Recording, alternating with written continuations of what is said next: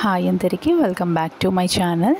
ఈరోజు మనం చేసుకోబోయే కర్రీ వచ్చేసి బోటి కర్రీ అనమాట. దీన్ని కొంతమంది పొట్టు మాంసం అని కూడా అంటారు. ముందుగా దానికోసం మనం పోపుకైతే రెడీ చేసేసుకుందాం. కొద్దిగా ఆయిల్ వేసుకొని ఆవాలు, జీలకర్ర, ఆనియన్స్, పచ్చిమిర్చి, అలాగే కరివేపాకు ఇవన్నీ కూడా వేసి బాగా ఫ్రై చేసుకోవాలి. ముందుగా ఈ బోటి అనేది మనం క్లీన్ చేసుకోవాలన్నమాట. బాగా క్లీన్ చేసుకోవాలి. ఇది క్లీన్ చేసుకోవడానికి కూడా మనకి చాలా టైం పడుతుంది. క్లీనింగ్ ప్రాసెస్ కొద్దిగా ఎక్కువగా ఉంటుంది. ఈ బోటి అనేది మనం హాట్ వాటర్తో క్లీన్ చేసుకుంటే ఏంటంటే బాగా క్లీన్ అవుతుందన్నమాట, కూల్ వాటర్ కంటే కూడా. సో కొంచెం క్లీనింగ్కి దీనికి మనకి చాలా టైం అయితే పడుతుందండి. సో ఈ పోపులన్నీ కూడా బాగా ఫ్రై చేసుకోవాలి. ఇందులోనే మనం అల్లం వెల్లుల్లి పేస్ట్ కూడా యాడ్ చేసుకుంటాము. కొంతమంది దీంట్లో ఏంటి అంటే స్వీట్ వేసి వండుతారనమాట. బెల్లం కూడా వేసి వండుకుంటూ ఉంటారు. అలా కూడా ట్రై చేయొచ్చు. మనమైతే అలా ఏం వేయట్లేదండి, జస్ట్ నార్మల్ కర్రీలానే చేస్తున్నాం. మీకు కావాలంటే మీరు ఎక్స్ట్రా మసాలాస్ కూడా యాడ్ చేసుకోవచ్చు. పేస్ట్ అది చేసి అల్లం వెల్లుల్లి పేస్ట్ వేసిన తర్వాత అది కొంచెం పచ్చి వాసన పోయే వరకు ఫ్రై చేసుకోవాలి. అండ్ ఇందులో ఒక ఇంగ్రీడియంట్ మనం ఎక్స్ట్రాగా యాడ్ చేస్తున్నాం. అదేంటంటే వీడియో ఎండ్లో చూసేయండి. ఆ ఇంగ్రీడియంట్ వేస్తే ఏంటి అంటే మనకి నాన్ వెజ్ కర్రీస్కి టేస్ట్ అనేది బాగా వస్తుందన్నమాట. చూసారా ఇలా.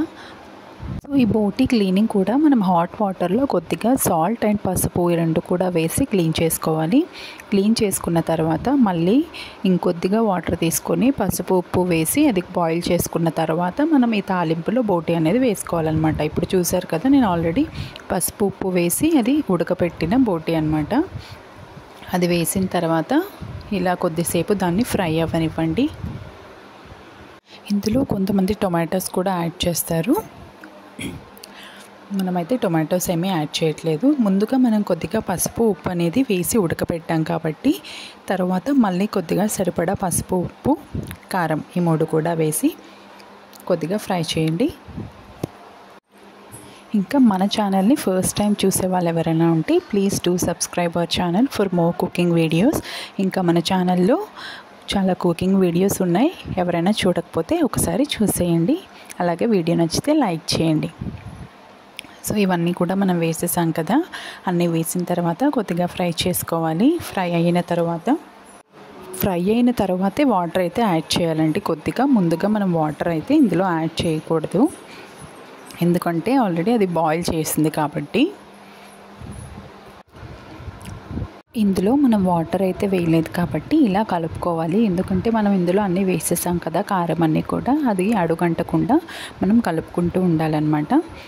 ఇప్పుడు కలిపేసింది అది కొంచెం ఫ్రై అయిపోయింది. ఫ్రై అయిపోయిన తర్వాత కొద్దిగా వాటర్ యాడ్ చేయండి. ఎక్కువ వాటర్ కాకుండా చాలా తక్కువ వాటర్ అనేది మనం వేసుకోవాలన్నమాట.